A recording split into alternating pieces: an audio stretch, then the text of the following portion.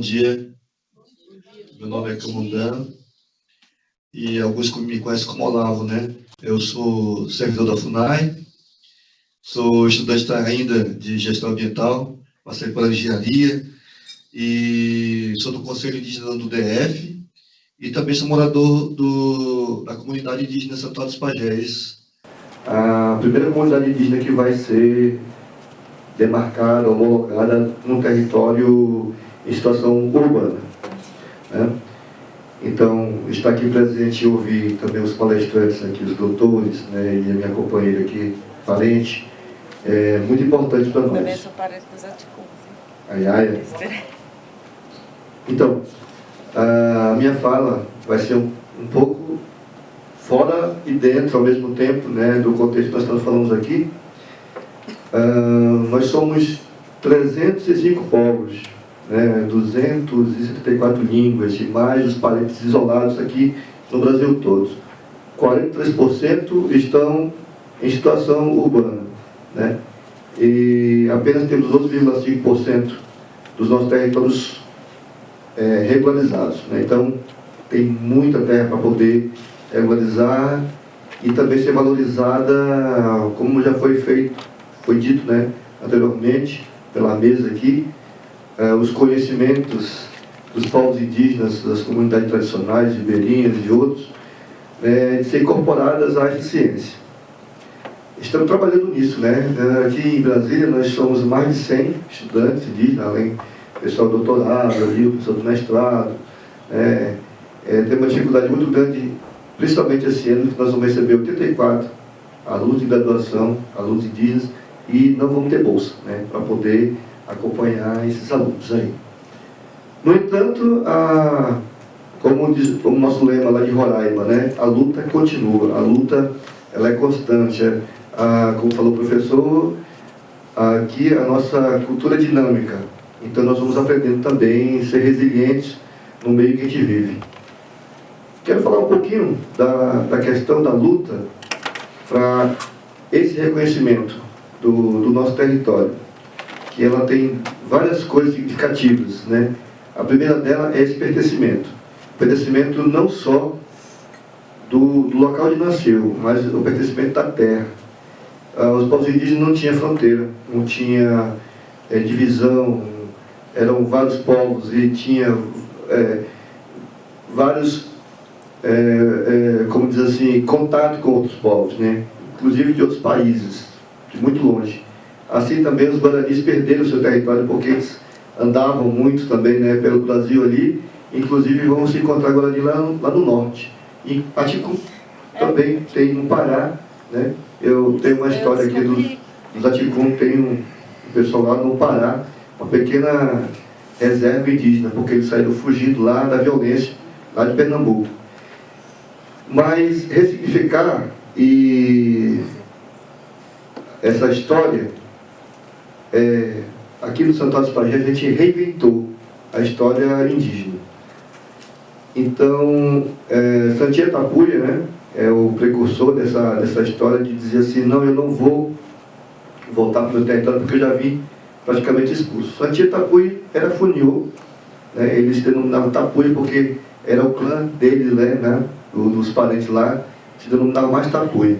Conheço um pouco da história dos Funiô, né, moro com os Funiô lá no Santuário dos Pajés, e o que a gente aprendeu com essa luta, né, que em todo lugar do Brasil, os parentes indígenas, eles estão se reinventando a história. Aqui em Brasília somos 8 mil indígenas, pela Codeplan, né. Então, para a gente incorporar, trazer não só esses parentes que estão aqui dentro da situação urbana, mas todo o Brasil, a gente começou a levar a nossa cultura para as escolas, né? E desde o início o Santier, ele ia falar lá do Cerrado, ia falar das águas que tem lá, ali que onde foi construído aqueles prédios, né, do Noroeste, que em 2017 nós tínhamos um problema sério de água aqui em Brasília, não sei se vocês lembram disso, quem não é daqui, mas vai ver nos jornais ali, né, a crise a crise hídrica que teve aqui em Brasília, né? E um dos motivos, realmente ali, e é ciência, né, de que quando você tira as árvores, a água ela não infiltra mais. Então, ali no Centro-Noroeste, onde é o último cerrado da Asa Norte, ele foi impactado pela construção dos prédios e a água agora não infiltra mais, né? A UNB foi uma das prejudicadas em 2015, se não me engano, pelo alagamento e a perda do seu acervo, né, de vidros e tudo mais, história. E aí a gente vem com essa parte. Por que é sagrado? Né? Por que os nossos ambientes sagrados? Se historiadores, pesquisadores forem ver, né, essa relação que nós perdemos com o sagrado, perdemos com o nosso pertencimento à natureza, né? Então vamos lá para muito tempo anterior, né, que eu também estou estudando isso. Vamos ver o detrimento da natureza e o nosso consumo, né, o êxodo, né, para as cidades. E aí, como falou aqui a professora, ou o professor, e você também falou, né, as cidades foram para as comunidades, não as comunidades foram para as cidades, né? E aí, ao contrário do Santo Antônio dos Pajés, que reinventou essa história, ele veio para a cidade para dizer, olha, estamos aqui existindo. Se vocês forem um dia conhecer o Santo Antônio dos Pajés, assim fala, é uma comunidade de 32 hectares, que ela está se reinventando, né?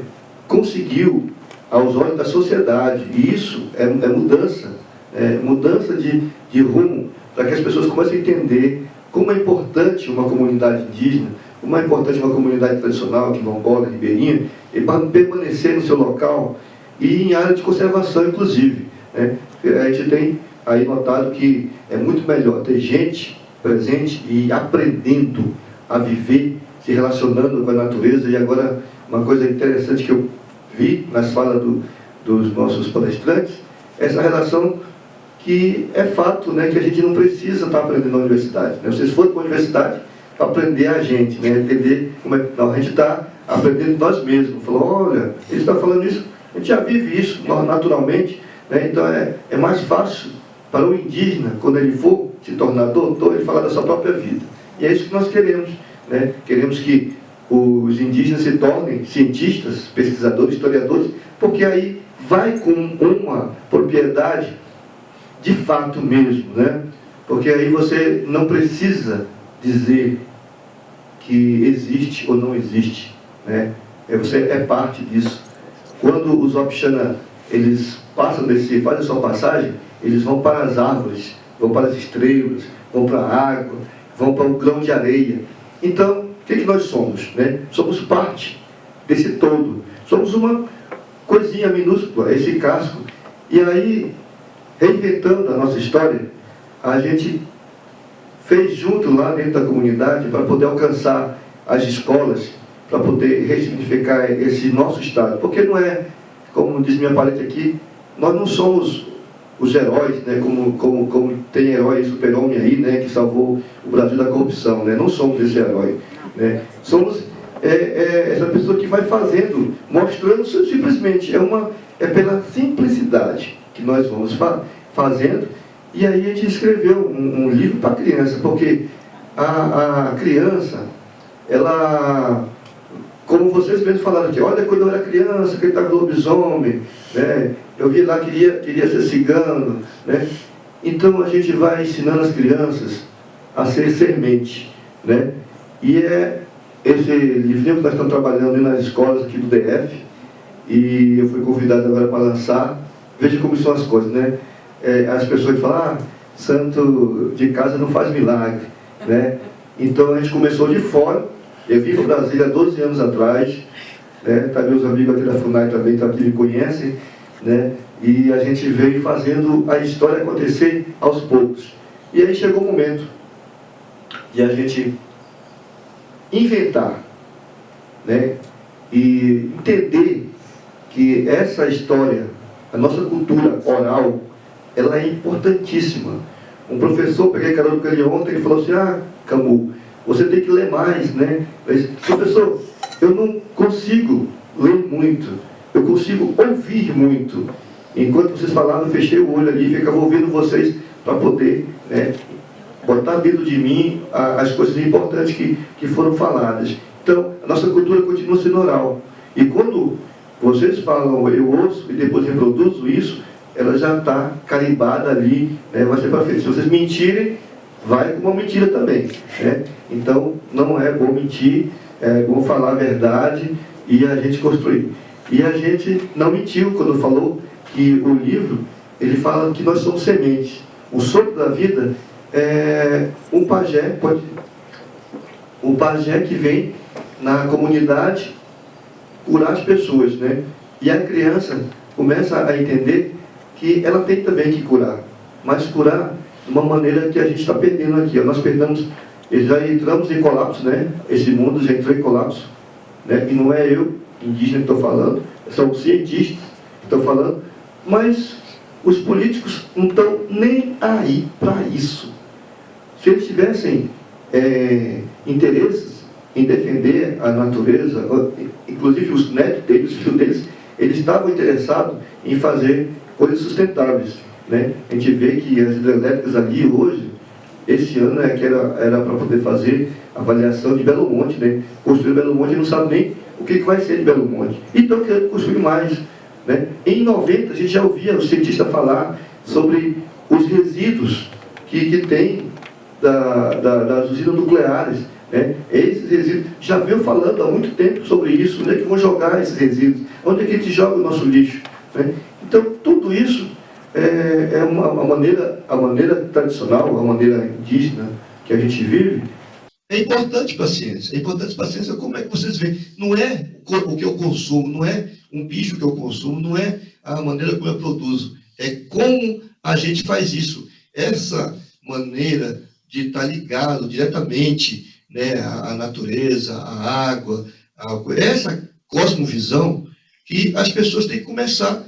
E essa é a parte da espiritualidade. Sentir parte dessa espiritualidade é que vai fazer a gente mudar. Não adianta, porque você vai ter que consumir, vai ter que nascer mais gente, vai ter que gerar mais tecnologia. Hoje eles estão fazendo, as grandes potências estão fazendo robô para cuidar dos idosos. Veja bem, eles estão fazendo robô para cuidar de nós que estamos envelhecendo. E acabando com esse toque, né? O respeito, acabando com a responsabilidade de que cada um de nós tem que cuidar do outro, né? Acabando distanciando ainda mais com a tecnologia. Então, o que nós indígenas, comunidades tradicionais, estamos andando na contramão desse desenvolvimento.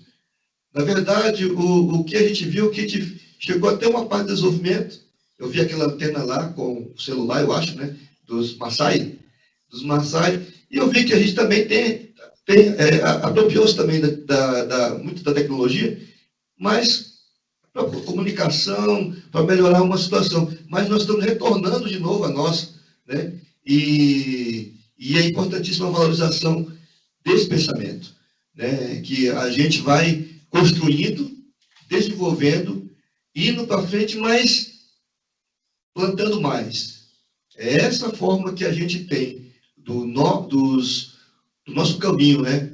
Se não existe floresta, não existe amanhã. Não vai existir mais o Abixana, Pataxó, Yanomami. Os Yanomamis, 80% ou mais, estão contaminados por mercúrio, né?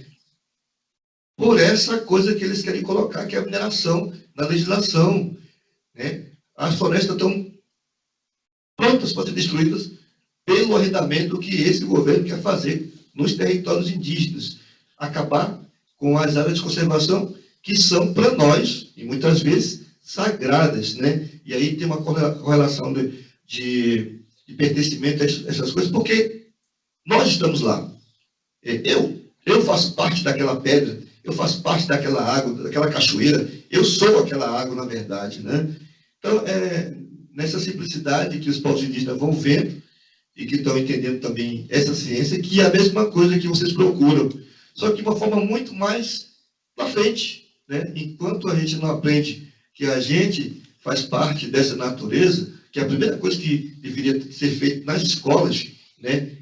Que é ser essa natureza, que você não pode poluir, que você não pode, que são muitas vezes o que a gente fala através dos mitos, né? Através do Curupira, Mapimbarī, da Mãe d'Água, da Cruviana. Então, tem outras denominações ali, né, que a gente vai falar sobre isso, e que são simplesmente respeito ao limite que a gente pode chegar, que a gente pode estar interagindo. Meu tempo acabou, né? Eu quero só dizer para vocês, mais 5 minutos, fazer propaganda agora do livro, né? Esse livro está aqui comigo, está à disposição, teve uma tiragem muito boa, né, pela editora Expressão Popular, e já se esgotou, porque a gente acredita que nós somos sementes, cada um de nós é semente, e eu sempre falo, quando eu vou, né, fazer o dedicatório, eu falo assim: o Ainau, o Ipei, o Benhal. Para vocês não significa nada, né? Mas para nós significa assim: cada um de nós é semente. Caime Manauano, até Heredor.